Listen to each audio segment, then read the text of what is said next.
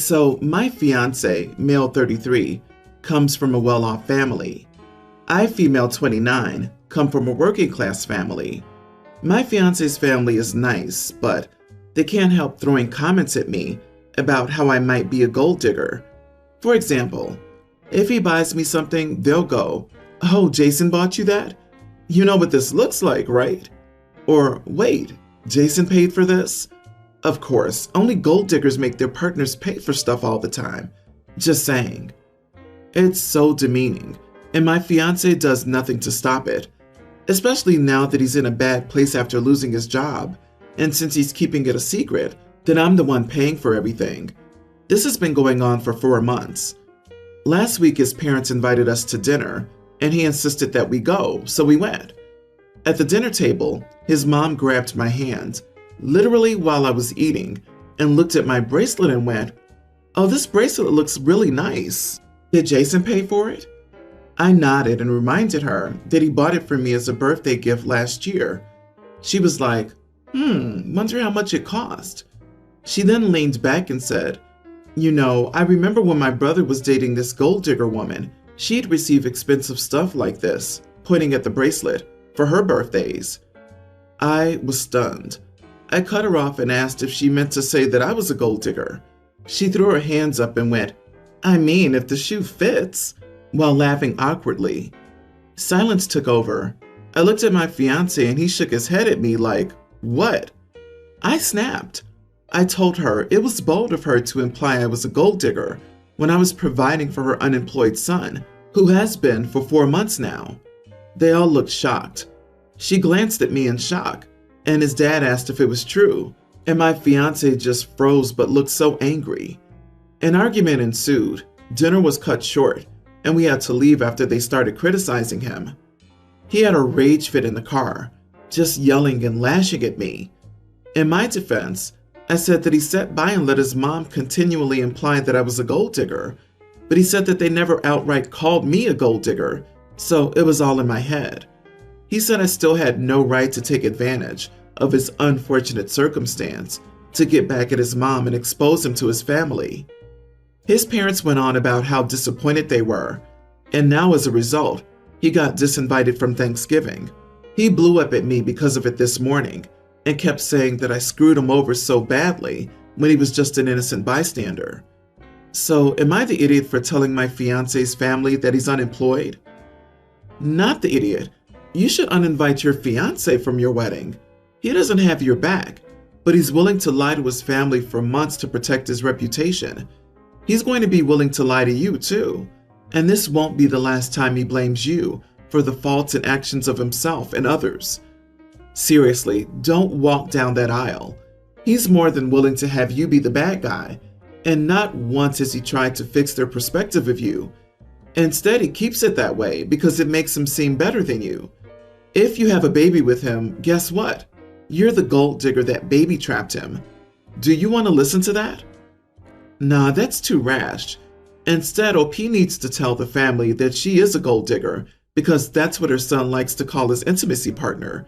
That'll shut them up. And it might be less embarrassing for that family than having one of those worthless unemployed people in the family. Gross. Shudders. Why don't they just get a job?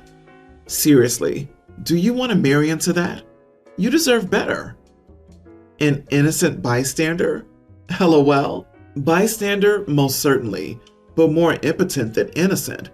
This guy was happy to watch his family be cruel to you for months without challenging it or sticking up for you when he knew that you were the breadwinner. Then he doubled down and made it all your fault when you called him out on it.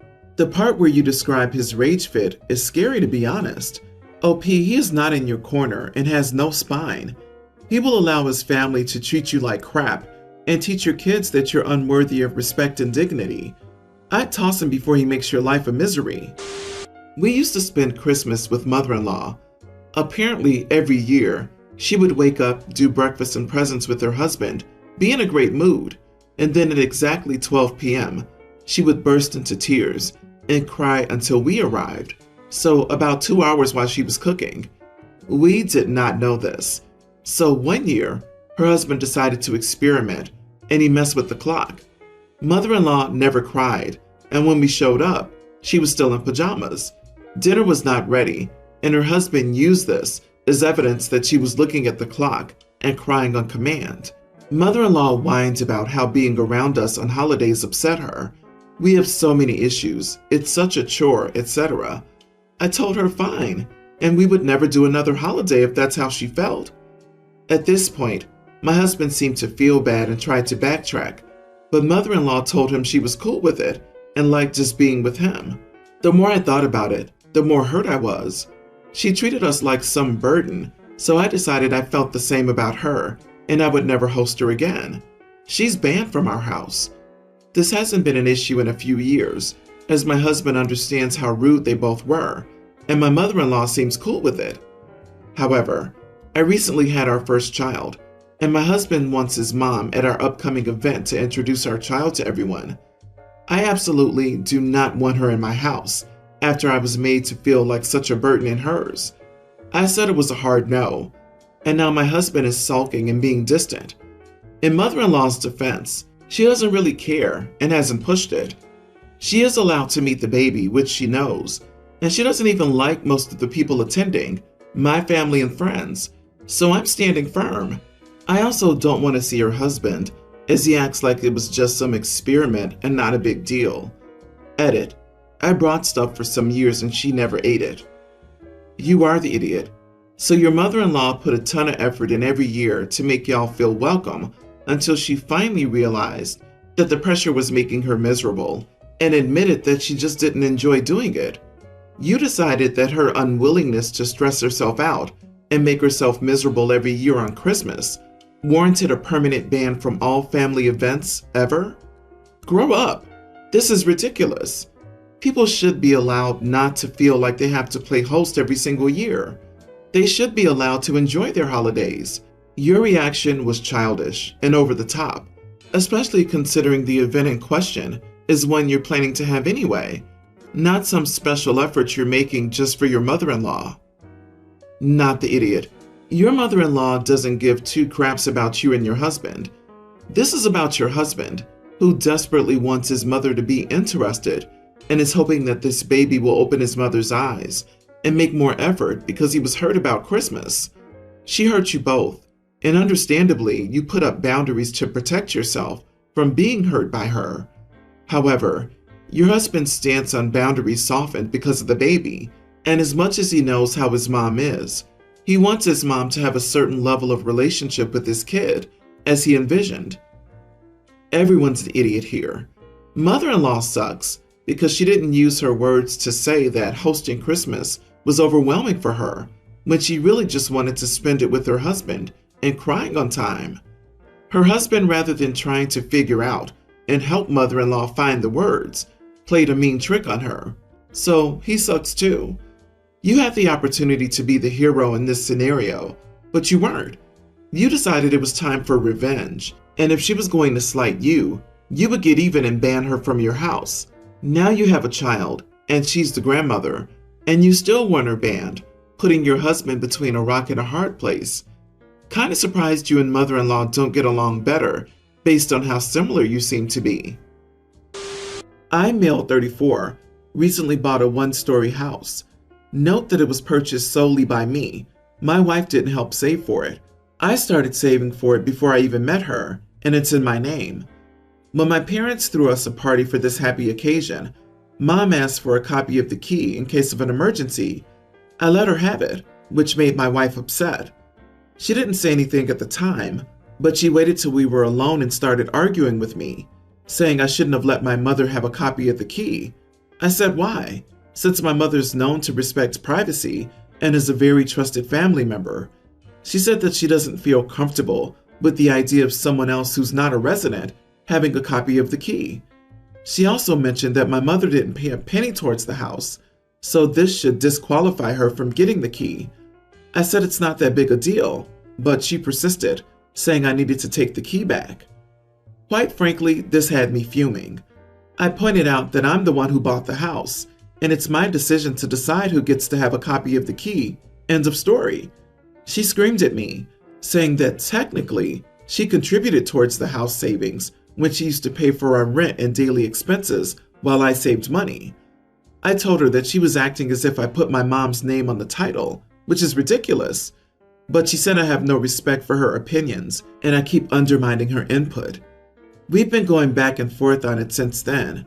She's now letting me know that if I don't take the key back, then she'll do it herself. I think she's being irrational and unreasonable, acting like that over a copy of the house key. This decision I made could save us in an emergency, but she kept downplaying it. It's crucial to mention that there is no conflict between my mother and my wife. They're on near perfect terms, all right? I thought that I'd already established that above. You are the idiot. If you saved by letting your wife pay for rent and expenses, then you did not save. You freeloaded off your wife so that you could buy a house in your own name. That's not fair to your wife. How about for the next few years, you pay all mortgage and expenses so she can put all her money in savings and buy her own house? Yep, OP, you are the idiot. Big time. This should read, my wife supported me financially and paid our rent and expenses so I could put all my money toward our house. Instead, I bought the house, denied her any rights to it because her supporting me doesn't matter, and now I'm giving away keys to her home, even though she isn't comfortable with it. Is anybody thinking of making financial sacrifices to enable their partner to buy a home in their name only? Then read this story and think again. You are the idiot for leeching off of your wife and giving her no rights to the home she enabled you to save for. Do you even like her? Wondering this too, his actions seem to show that he doesn't like her or love her. I hope she finds someone else, that poor woman. OP, your attitude of, I paid for it isn't on.